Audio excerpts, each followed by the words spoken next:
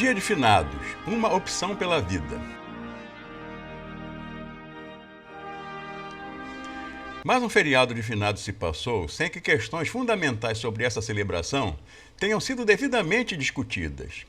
As várias denominações do cristianismo se fazem omissas diante de problemas dessa natureza e têm como verdadeiros dogmas os motivos que as levam a celebrar ou não celebrar essa data. De um lado, temos os protestantes, que, achando que os católicos enveredaram pelo caminho da idolatria ao venerar o sepulcro dos seus mortos.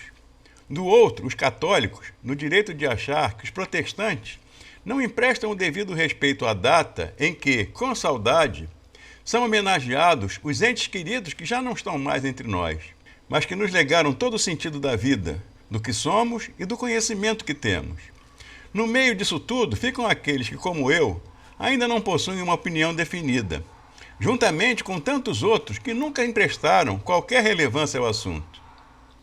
Afinal, quem morreu, morreu, e a morte pôs fim a toda uma trajetória de bênçãos e sucessos, de pecados e percalços.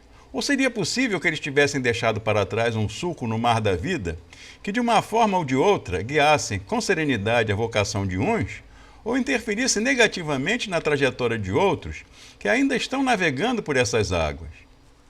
Como o tema do canal são os versículos que propiciam controvérsias, vejamos o que, a nosso ver, é a declaração mais firme e mais corajosa sobre a morte na Bíblia. Devemos antes ressaltar o fato de que ela não nos vem por meio dos livros canônicos, mas sim por um livro deuterocanônico, que até bem pouco tempo era chamado de apócrifo, o livro da sabedoria. Essa pérola que a tradição atribui a Salomão possui fortes indícios de que foi escrita entre os anos 100 e 20 a.C., por judeus de Alexandria, no Egito. Contudo, ela é mais atual e mais consistente do que as tantas doutrinas e conceitos de uma boa quantidade de líderes e formadores de opinião nas igrejas. Mas as almas dos justos estão na mão de Deus, e nenhum tormento os tocará. Aparentemente estão mortos aos olhos dos insensatos. Seu desenlace é julgado como uma desgraça, e a sua morte como uma destruição, quando na verdade estão na paz. Eles julgarão as nações e dominarão os povos, e o Senhor reinará sobre eles para sempre. Os que põem a confiança no Senhor compreenderão a verdade, e os que lhe são fiéis habitarão com ele no amor, porque os seus eleitos são dignos de favor e misericórdia. Sabedoria 3, versículos de 1 a 3 e 8 e 9. Não vai longe o tempo em que os protestantes, principalmente os pentecostais, exorcizavam qualquer ponderação que não fosse contrária a esta celebração, posto ser, no pensamento deles, uma tradição afeita à fé católica romana. Isso acontece tão somente no Brasil, porque em outros países ela é muito bem observada, principalmente pelas igrejas ortodoxa e anglicana, e praticamente por todo o povo mexicano. Podemos observar também essa negação aos mortos nas palavras que são usadas como consolo em rituais fúnebres de evangélicos. Palavras que tentam depreciar o corpo que está sendo velado quando dizem: o que está aí não é mais a pessoa, o que está aí é somente seu corpo. Como se não fosse aquele corpo que identificasse o que muito representou aquela pessoa ali velada. Como se não fosse aquele corpo o objeto do amor dos que estão lamentando e chorando a sua partida. Depois de morto, o corpo de uma pessoa vale realmente tão pouco quanto querem nos fazer crer? O lugar onde foi sepultado não conta? Uma vez na sua morada final, ela deve ser esquecida para todo sempre?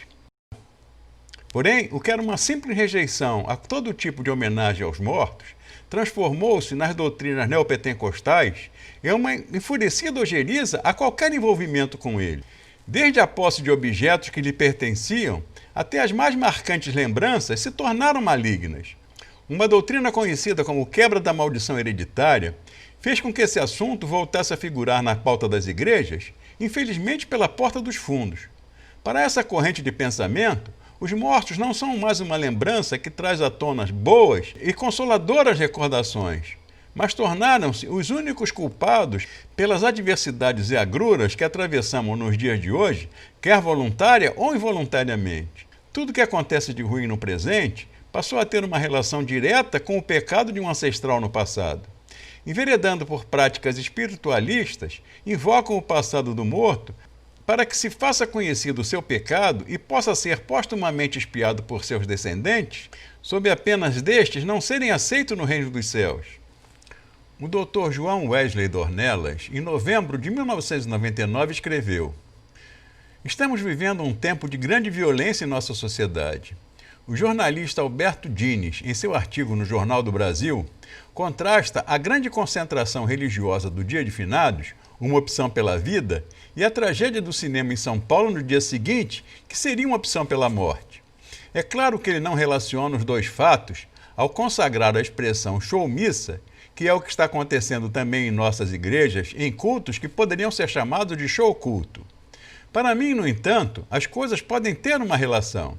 O que há em comum aos movimentos carismáticos católicos e protestantes é a profunda alienação social. A religião que deve ser mudança de vida, isto é, mudança de mente, metanoia, transforma-se em show, em uma espécie de louvor sem consequências. John Wesley, o fundador do movimento do qual surgiu a Igreja Metodista, quando teve os púlpitos da Igreja Anglicana fechados para si, iniciou um movimento de renovação pregando de cima do túmulo do seu pai, a mais estreita igreja conhecida até hoje. Somente por esse motivo, o metodismo tem forçosamente que ter uma dívida com os mortos mais expressiva do que qualquer outra igreja, inclusive a católica. Não foi somente impactante a atitude de Wesley, mas muito significativa também. Muito dificilmente dentro de um templo ou de cima de um púlpito, Wesley teria enxergado a sua verdadeira vocação como o fez de cima daquele túmulo. Com toda certeza, foi o eco da morte no sepulcro do seu pai que naquele momento lhe propiciou o engajamento definitivo do seu ministério pastoral com a crua realidade das pessoas do século XVIII na Inglaterra, pois foi onde se sentiu totalmente convicto e pôde gritar a plenos pulmões: "O mundo é a minha paróquia". Afinal, os evangélicos podem ou não podem homenagear seus mortos? Se o cuidado para com os mortos não tivesse suma importância na Bíblia, ela não conteria os inspirados registros de Abraão fazendo absoluta questão de pagar aos hititas pela terra onde sepultaria o corpo de sua Sara. Não teria Jacó exigido o juramento dos seus filhos para que seus ossos não permanecessem no Egito. Juramento esse que foi cumprido depois de mais de 400 anos no Êxodo com Moisés. José de Arimateia não teria arriscado seu pescoço pleiteando junto a Pilatos o corpo do nosso Senhor Jesus Cristo para dar-lhe uma sepultura digna. Devemos ou não podemos? Embora seja essa uma questão que já perdure há muito tempo e cujas tentativas de respostas procedem sempre de textos totalmente fora do contexto, torna-se secundária ante as complicações que ela nos expõe. O mundo é nossa paróquia e o mundo é composto por pessoas que celebram os mortos e por pessoas que não celebram os mortos. Mais complicado ainda, é composto por aqueles que um dia já celebraram e que agora, por força de uma mudança de pensamento sobre outros aspectos da vida, se veem forçados pela autoridade dos seus pastores a negarem uma tradição da qual tinham responsabilidade, orgulho e alegria em participar. Imaginem vocês como anda a consciência daqueles que não puderam cumprir com seu ritual anual de visitação ao túmulo de um ente querido, cuja lembrança ainda evoca os melhores sentimentos. Imaginem também o remorso que carregam pelo descumprimento de um pacto assinado com dor e lágrimas no leito de morte com a pessoa que se foi, mas que sem dúvida alguma ainda lhe é muito presente. Homenagear ou não os mortos não faz ninguém mais ou menos cristão, mas com certeza a ingerência indevida nas escolhas de uma pessoa, por meio da exigência do cumprimento de doutrinas mal enjambradas, pesará gravemente na consciência daquele que ainda não possui um conceito de fé e prática cristã bem definido. E isto, sim, é definitivamente nada cristão.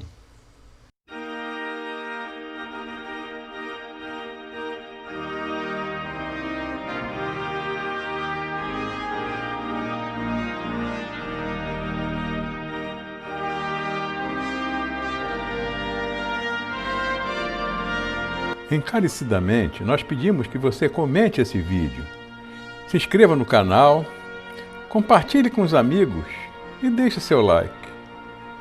Obrigado por nos assistir até o final.